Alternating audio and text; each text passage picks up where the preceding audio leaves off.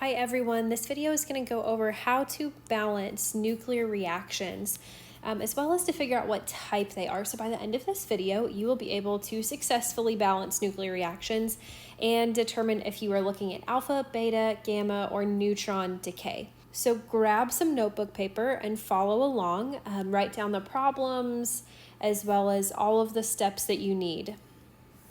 So up first, let's write down, why do we balance nuclear reactions? Why are we doing this, scientifically speaking?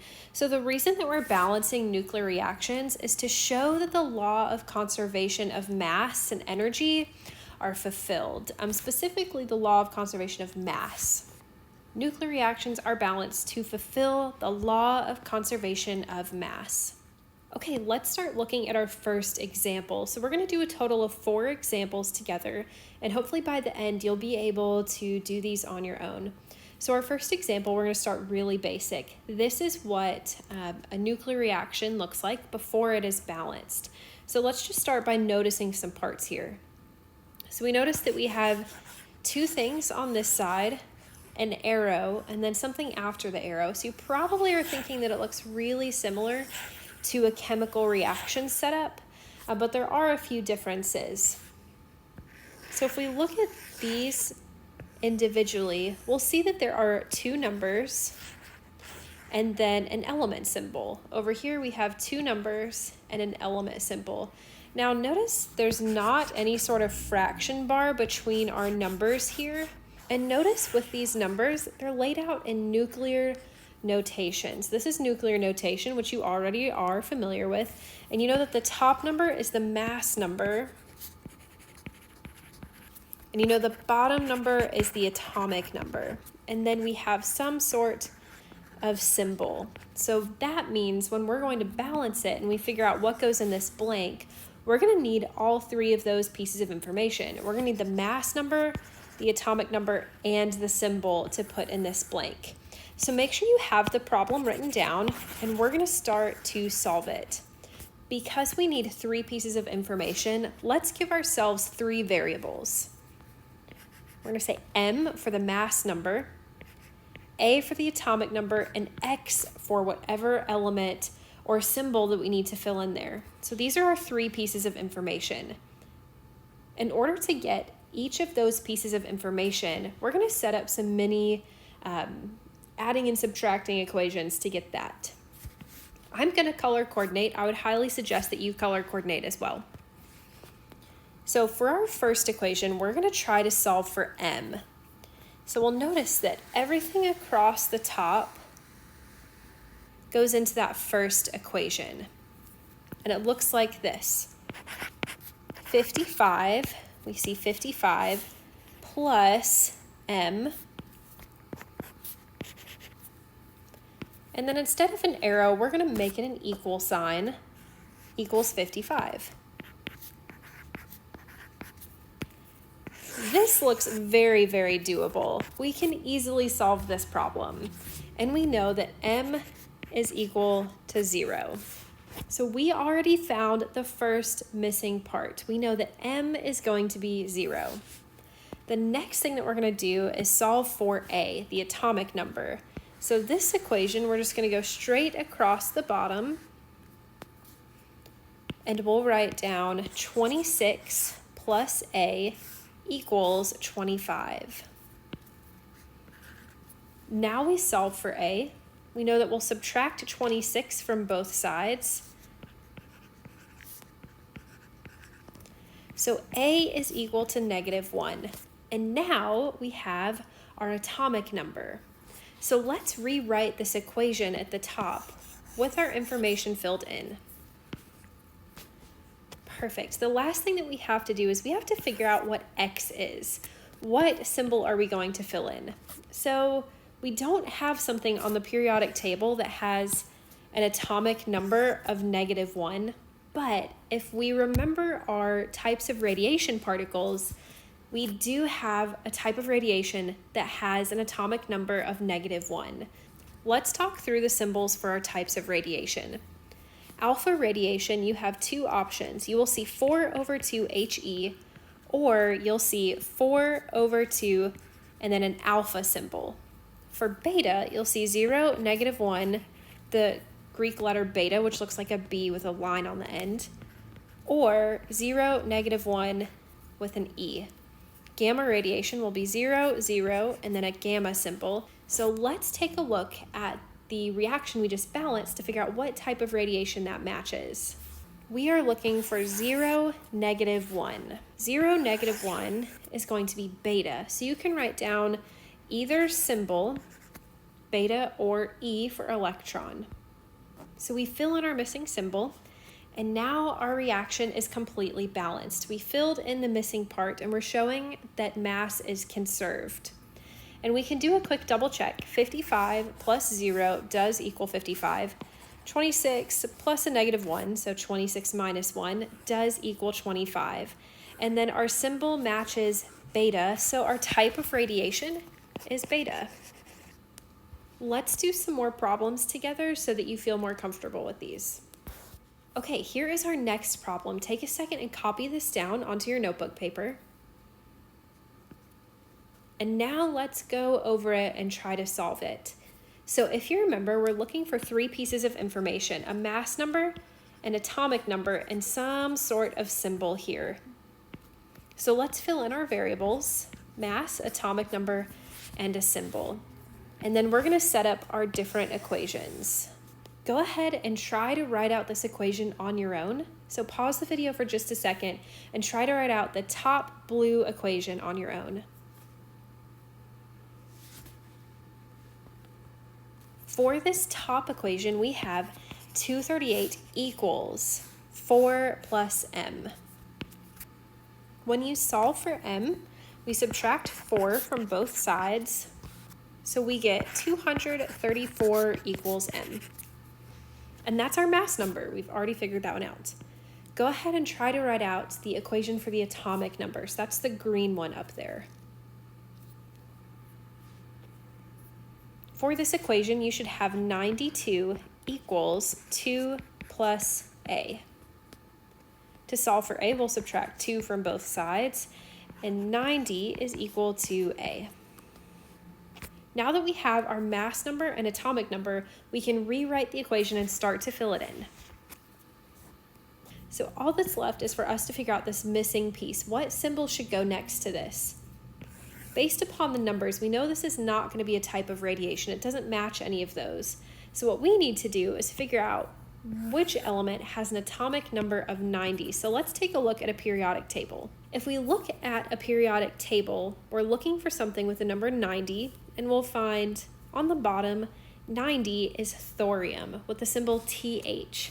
So our missing piece is thorium. So let's write down TH in that blank. The last thing that we need to do then is just figure out what type of radiation this is. And we compare it to what we have. We'll notice this is in our equation, which makes our type of radiation alpha radiation. So we write down type of radiation is alpha because our alpha particle is our helium nucleus. Our third problem that we're going to do is the beta decay of potassium-40. So right away, you can see that this one is more difficult because we really have a word problem. It's a very short word problem, but we don't have an equation to work with. So we're going to have to take this information and turn it into an equation.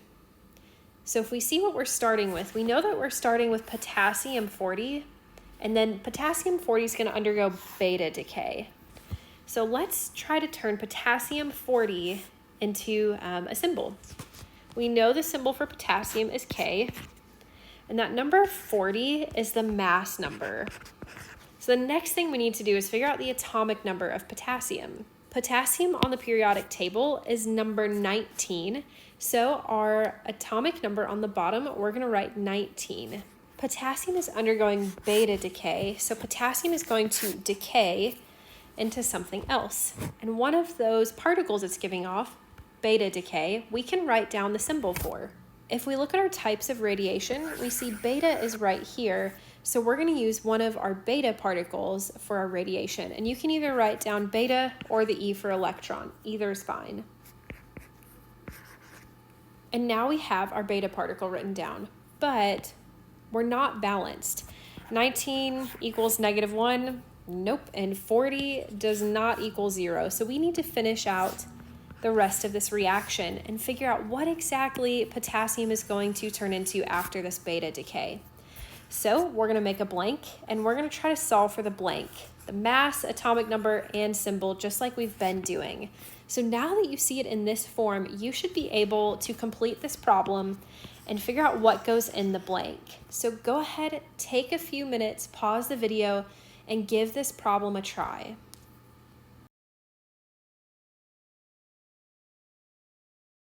Okay, let's go over your answer and see how you did. So you are solving for the beta decay of potassium 40. You're looking for a mass number, atomic number, and whatever symbol goes next to that. So the first equation that you looked at, you did 40 equals 0 plus m. And you were like, that's easy. M is equal to 40. And then for the atomic number, you looked at the equation. 19 equals -1 plus a. So you added 1 to each side, and you found the atomic number to be 20. So when you were filling in that blank, you saw 40 over 20. And then when you were trying to figure out the symbol next to it, you took a look at the periodic table and found what element had the atomic number 20. The atomic number 20 on the periodic table is calcium. So you filled in a Ca for calcium. And of course, the type of radiation for this one is going to be beta. So the last problem we're going to do is probably one of the most difficult problems or problem types that you'll encounter in this class. And it says the production of thorium-233 from thorium-232 by neutron bombardment. So let's start talking through this and notice some things to help us out. So it says the production of thorium-233. The production of gives us a clue that this is what we are going to end with. And then it says from this, which means this is what we're starting with. So just by those two hints alone, we can already start to see the structure of this nuclear reaction coming together. And then it gives us another clue, and it says by neutron bombardment. And we know the symbol for the neutron is 1/0n. We just have to figure out, does that neutron go at the start or does that neutron go at the end? So to help us out with that, let's think about what the word bombardment means. So bombardment means that we're going to take this neutron and we're going to throw it at one of those isotopes. And of course, we're going to be bombarding it to the one that we start with because we see that from this isotope by neutron bombardment. So we can see that those two concepts are linked together, which means this neutron is going to go towards the start as well. So let's start putting this together. To write out the equation, we know that we start with 232 thorium, and then we figured out that this neutron for bombardment also goes at the beginning. Once an isotope is bombarded with neutron, it typically starts a chain reaction, and we'll see that in this case as well, of our isotope turning into something else. And we know that we end with 233 thorium. But we still have some missing parts. So on all of our other ones, you had to fill in all of the information for something. Now we have to fill in 2 pieces of information in different parts. So we need to figure out what goes on the bottom. And we know the bottom part, that is the atomic number. So we have the element symbol. We can figure out the atomic number. So look on your periodic table to find thorium. It'll be towards the bottom. It is an actinide. And you found thorium is number 90.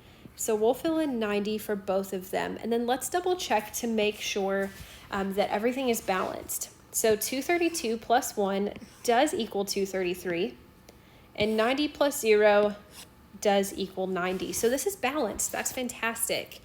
We know based on looking at this that our type of radiation would be neutron radiation. The very last thing we're going to talk about now that we've done some practice problems is this question of why do isotopes decay? Like, why are these radioactive isotopes undergoing this weird type of decay anyways? And the whole reason is just so that these isotopes can become stable. So isotopes decay to become stable. So many things that we see that happen in nature happen in order for stability to occur.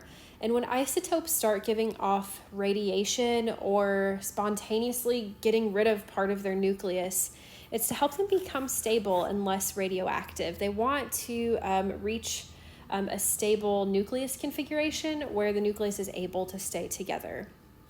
All right, so you know how to balance a nuclear equation if all three parts are missing, or you're able to write and balance the equation, or you're able to fill in the different parts of the equation, and you are also able to tell what type of decay you're looking at based upon the particle that you see, whether it's an alpha particle, beta particle, gamma, or a neutron.